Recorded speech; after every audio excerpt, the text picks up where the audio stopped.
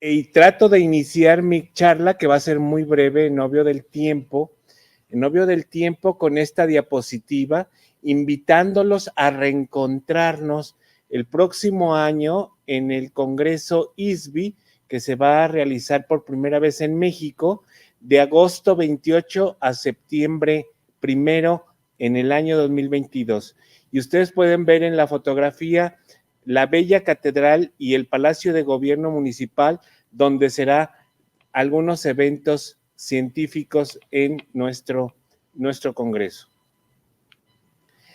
Como todos sabemos, las quemaduras siempre han tenido un reto importante. De manera global, y perdón por la falta de actualización, pero de repente resulta difícil actualizar datos porque no todos tenemos datos actuales. Pero en el año 2015 la incidencia de quemaduras que requirieron atención médica fue de 13 millones, y 13 millones que representan solo una pequeña parte de todos los pacientes que sufren quemaduras en el mundo.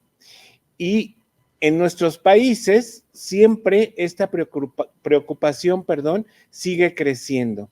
Las razones son la mortalidad. Hemos visto secuelas permanentes en este día que inició el Congreso, y sobre todo que todas estas secuelas llevan problemas económicos para poder atenderlos.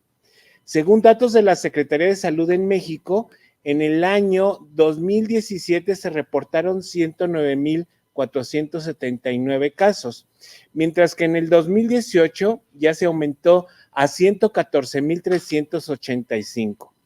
Esto representa un incremento importante, considerando que el 5% de estos 114,000 lesionados corresponden a quemaduras severas, lo que representa 6,000 casos graves por año solamente en México. ¿Y qué podemos hacer? ¿Qué hacemos con este número tan importante de pacientes con quemaduras graves que requieren atención en nuestros países? Y sobre todo cuando hablamos de costos de hospitalización. A nivel mundial, la estandarización de costos habla que una quemadura producida por una escaldadura tiene un costo aproximado de $2,187, mientras que una conflagración, $4,187. El día de hoy, en esta mañana, escuchamos la tragedia que sucedió acá en Colombia hace el año pasado, en plena pandemia, inicio de la pandemia, en donde muchos pacientes, más de 100, fueron involucrados con quemaduras que muchas los llevaron a la muerte. Veamos entonces el costo importante que tiene esto. Y hoy yo los quiero invitar a cambiar nuestra manera de pensar. Casi todos identificarán estos dos logotipos, perdón porque están en inglés, a los picapiedra y a los supersónicos.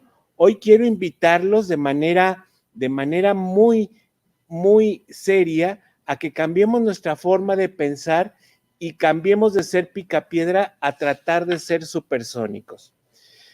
¿Cuál es la situación actual de la atención del paciente con quemaduras en América Latina? Siempre hay insuficiencia en oferta de servicios especializados. Las unidades y centros de atención a pacientes con quemaduras, pero sobre todo también bancos de piel. Entonces es momento de implementar, y atiendo al presidente por llegar y a quien vaya a sucederlo, de la Federación Latinoamericana de Quemaduras, a que fomentemos la creación internacional de bancos de piel para dar frente a estas necesidades. En todos nuestros países existe una pobre vinculación entre los prestadores de servicios, la cúpula gubernamental y las organizaciones no gubernamentales. Hay también escaso compromiso por parte del personal que atiende a los pacientes, y no me dejarán mentir que de repente nos cuesta mucho trabajo encontrar quién nos puede apoyar en la unidad trabajando de manera comprometida con el paciente con quemaduras, tanto médicos como personal de enfermería, de rehabilitación entre otros. De igual manera, tenemos poco involucramiento en los aspectos preventivos. Lo hacemos de manera aislada y muy local. Yo creo que es momento también de hacerlo de manera más organizada. Por desgracia, la gran mayoría de los accidentes que producen quemaduras, y quisiera en algún momento poder cambiar la palabra accidente a incidente por el alto nivel de prevención que tienen estos, ocurren en niños y en estratos socioeconómicos bajos, aquellos que no tienen el servicio de agua y electricidad de manera adecuada, que no tienen tampoco acceso a los servicios de salud. Entonces, cambiemos nuestro paradigma de picapiedra a volvernos supersónicos. Hay que hacer más acciones y dejemos atrás la planeación. La planeación es una palabra del pasado. Ahora es estrategia. Hay que hacer acciones para poder llegar a explotar lo que tenemos a la mano. Y todos los que nos están escuchando tienen acceso a Internet. Entonces, ahora vamos a hablar de la tecnología 4.0. Es una estrategia. El Internet de las cosas. Manejamos a Siri, a Alexa, a Google Home a través de la voz. Pero esto ahora es una realidad en el ambiente médico. Si nosotros logramos conectar todos estos monitores que están siendo utilizados en la unidad de cuidados intensivos en pacientes con quemaduras, podemos tener en nuestro teléfono celular los datos necesarios para hacer cambios en el tratamiento y actuar en consecuencia. El Big Data, todo este conjunto de datos que se generan a partir del Internet de las cosas, tenemos que nos pueden proporcionar evidencias para predecir hasta con 3 días antes, por ejemplo, en la Universidad de Harvard, la presencia de sepsis en niños con quemaduras. 3 días antes. Imagínense todo lo que podemos hacer en esos 3 días para evitar más complicaciones y más costos. Y esto de verdad no representa mucho dinero. El blockchain y el ejemplo más usado es el expediente electrónico, que es una cadena de bloques que uno va poniendo en este conjunto de bloques los datos que estamos obteniendo de cada uno de nuestros pacientes y que no pueden ser modificados, pero que pueden ser consultados de manera muy sencilla. La utilización de inteligencia artificial, los robots, ya están a la luz del día. La impresión 3D, mañana vamos a tener una intervención del doctor Bolgiani hablando sobre impresión 3D. Nosotros tenemos también una pequeña experiencia con impresión 3D y utilización de biotintas con células madre mesenquimales y la realidad aumentada. La utilización de un visor que cuesta muy poco realmente, menos de $15 en cualquier tienda de electrónicos y que uno puede disminuir mucho la sensación de estrés preoperatoria y posoperatoria en nuestros pacientes, poniéndoles a jugar o a ver alguna cosa agradable. Y hablando de la prevención, raramente las campañas de prevención alcanzan a la población blanco. Siempre lo hacemos de alguna manera muy superficial, pero sin basarnos en la evidencia de dónde provienen nuestros pacientes, que son las zonas más marginales a donde tenemos que hacer prevención. Estas campañas, yo mencionaba, se realizan de manera discontinua y aislada. Para lograr éxito con ellas, hay que hacerlas periódicamente y de manera conjunta. En realidad, en toda América Latina no existe una cabeza rectora, ya no solamente nacional, sino internacional, que tenga este tipo de acciones. Digamos, ¿quién va a regir que se hagan campañas de prevención bien hechas, bien dirigidas de manera continua en el tiempo? Y existe un pobre o nulo compromiso, ya lo habíamos mencionado, del sector salud en las cuestiones preventivas. ¿Qué debemos hacer para que esto sea efectivo? Debemos tomar en cuenta las causas de las quemaduras dentro del contexto ambiental en donde ocurren. No es lo mismo que hacer campañas de prevención en República Dominicana, donde la incidencia de quemaduras por electricidad de alto voltaje es la número 1. O, por ejemplo, en otros países donde las quemaduras por fuego son la causa más común, o las escaldaduras en niños. Entonces, esto debe de tener estas diferencias y marcarlas de manera precisa para lograr el éxito. Debemos involucrar a todos los adultos, sobre todo en la comunidad, en el hogar, en la escuela. Entonces, no solamente a los niños, porque de repente nos es muy fácil repartir cuadernillos para iluminar con algunas acciones preventivas, pero si no involucramos al adulto que incentive los hábitos de salud, esto no van a tener éxito.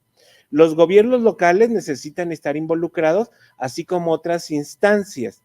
Nos cuesta mucho trabajo regular la construcción, la fabricación y venta de equipos para el hogar, y hace muy poco el doctor Jorge Rojas Seger de Chile ha puesto una sugerencia en la Organización Panamericana de la Salud para prohibir de manera determinante el uso de fuegos pirotécnicos para disminuir el número de quemaduras. Buscar alianzas estratégicas, y hace unos momentos hablábamos con Médicos por la Paz. Creo que todos debemos de unirnos, unir fuerzas, unir campañas, unir ideas, que todo esto sea un conjunto de estrategias que se pongan a trabajar. Misión Plásticos es otra opción. Quaniquem, que ha hecho un trabajo arduo durante muchos años en parte de América. Los hospitales Shiners, que están en la mejor disponibilidad de ayudarnos, entre otros. Pero no solamente esto, también hay que crear modelos de atención con recursos compartidos. El gobierno, la sociedad civil con algunas donaciones, fundaciones y otras instancias, e involucrar a héroes de la sociedad. Acá en Colombia hay una heroína llamada Natalia Ponce de León, que es una sobreviviente a quemaduras por ácido, y ella es una abanderada no solamente de la prevención, pero de los derechos de las mujeres y del manejo del paciente con quemaduras graves. Entonces, por ejemplo, los bomberos los debemos de tener como aliados porque son héroes en nuestra sociedad.